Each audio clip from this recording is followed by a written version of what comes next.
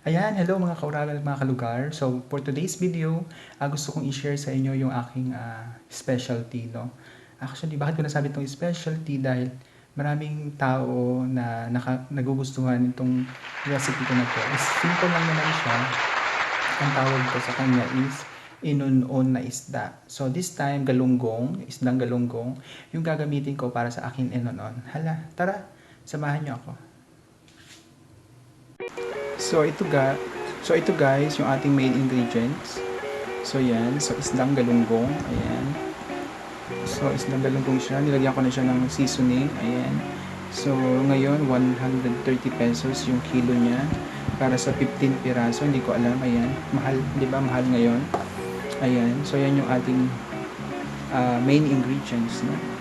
So sunod naman natin diyan, ayan, syempre lagyan natin siya ng kamatis at sili. Ayan, meron din tayong paminta. Ayan, syempre meron din tayong luya. So yung luya, lalagyan natin siya para hindi siya malangsa. At saka syempre yung bawang. So mamaya lalagyan ko rin din siya ng sibuyas. So ganun lang naman kadali yung ating mga main ingredients dyan. Okay, so watch nyo lang kung paano yung pag-process. Ayan guys, so ngayon, hiwain na natin yung ating main ingredients para ilagay natin sa ating, ito, yung ating, tawag dito, galunggong. Ayan, so hiwain natin mga ingredients. So nga pala, bagong kalimutan na ito, lalagyan din natin siya ng suka at saka ng toyo. Pero, saka cooking oil, ayan, kung gusto nyo medyo may langis-langis. Pero usually guys, ayan, hiwain lang natin yung yung kamatis. Pero usually guys, kung gusto niyo rin naman, kahit hindi siya lagyan ng kamatis, pwede rin na pwede rin na tawag dyan, yung toyo, suka lang, tsaka sibuyas, bawang. So yung ganun lang, pwede rin naman siya. So hiwain lang natin siya, ayan. So depende doon sa depende sa preferred na pagtuan niyo. Ako kasi gusto ko may kamatis. Para yung kamatis kasi medyo padagdag siya ng asin, kasi yung suka ko pala is kukunti na lang. So buti nakabili ako na kamatis. Ayan, lalagyan natin siya ng mga 2 kamatis. So ganito lang naman guys, mabilis lang siya, hiwa-hiwain mo lang siya. Ayan. Na-inspired kasi ako sa, ayan, shout out naman kay Ate Mitch Cooking TV. Kasi na-inspired ako dun sa kanyang channel. Alam niyo ba yung kanyang mga pagluluto-luto. So dun ako na-inspired. Sabi ko, why not na-share ko rin yung simple recipe ko naman pagdating sa pagluluto ng inunon. Ang tawag dito guys sa amin sa Bicol is inunon na isda. So pwede nyo itong gawin ha, pwedeng toyo ang gamitin ninyo, o di kaya pwede rin suka lang. So depende sa preferred ninyo, no? Ako kasi mas gusto ko yung suka lang kasi parang mas masarap siya sa akin. Pero minsan gusto ko rin naman na may tuyo. So, ayan. So, ganyan lang yung may paghiwa niyan. So, sprinkle nyo lang. So, nakikita nyo ba dyan? Tatakpan. So, i-sprinkle nyo lang naman siya dito sa galunggong. Pagkahiwa ninyo. Tapos, depende kung gaano nyo gusto kaanghang yung nyo.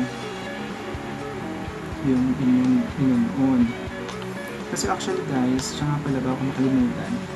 Yung pag-unon, o yung ibang tawag nila doon, sinaing na isda. Ayun, sinaing na isda. Yung pag-unon pala, parang preparation din siya kung gusto nyong gataan yung isda.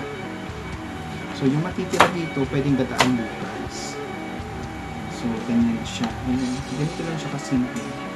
Ayan, tapos lalagyan natin siya ng bawang. So, depende rin sa inyo kung ilang bawang yung gusto nyong ilagay. Tapos, ako gusto ko mince din yung bawang.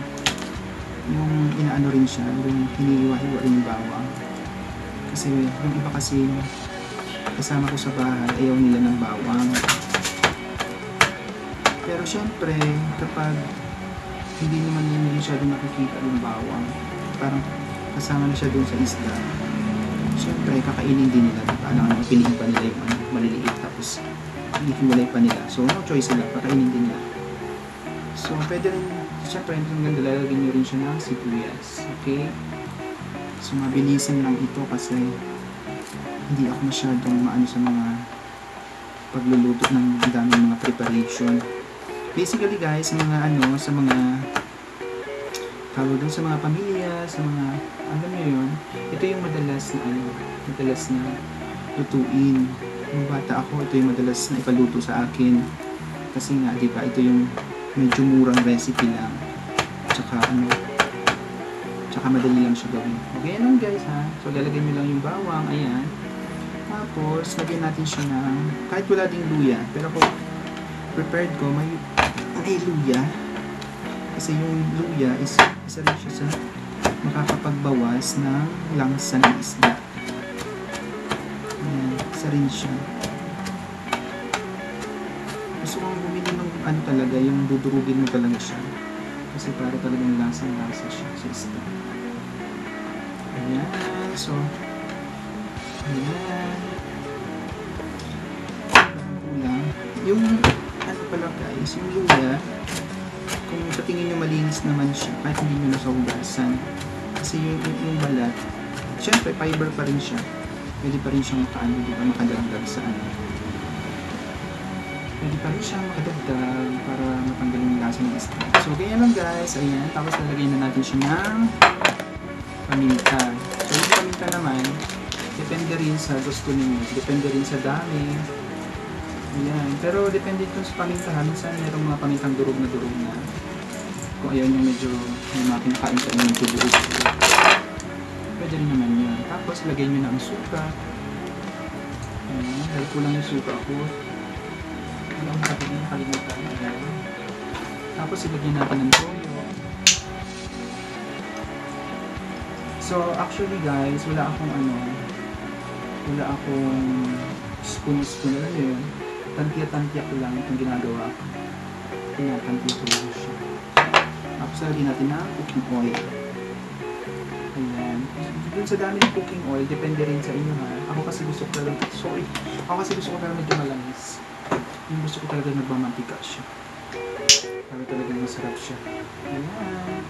So, ganyan lang ito guys. Ayan. Ano pa bang kulang? Ayan. Sa tingin ko kulang ng kamatis. Dagdagan natin ng kamatis. Kasi nga, kulang yung aking suka.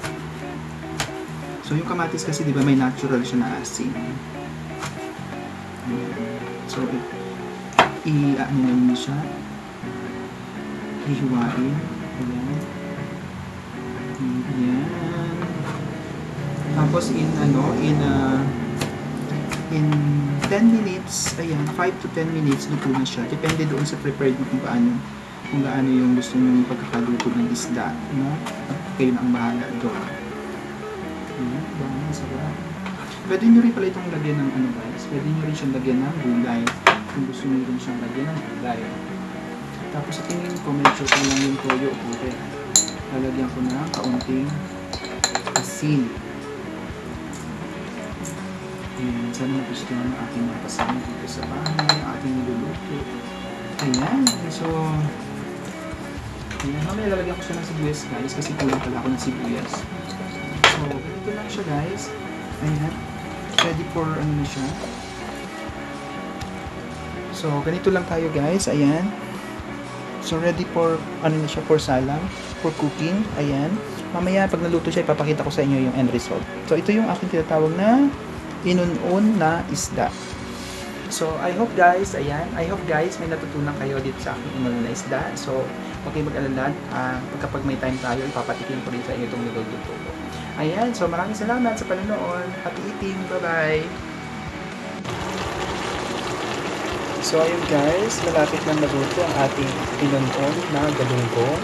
Ayan. So, kung gusto niyo walang sabaw-sabaw, pwede naman din papahibasan niyo siya ng sabaw. Pero ako gusto ko medyo may sabaw-sabaw para medyo meron tayong pang ng pagkain, di ba? Ng kanin, di ba? Para mas malasa yung pagkain, sasabaw-sabaw natin siya. So, ganyan na guys, ang magiging resulta niya kapag luto na siya. So, can't wait to serve this in our table. Enjoy guys! Happy eating! Bye-bye!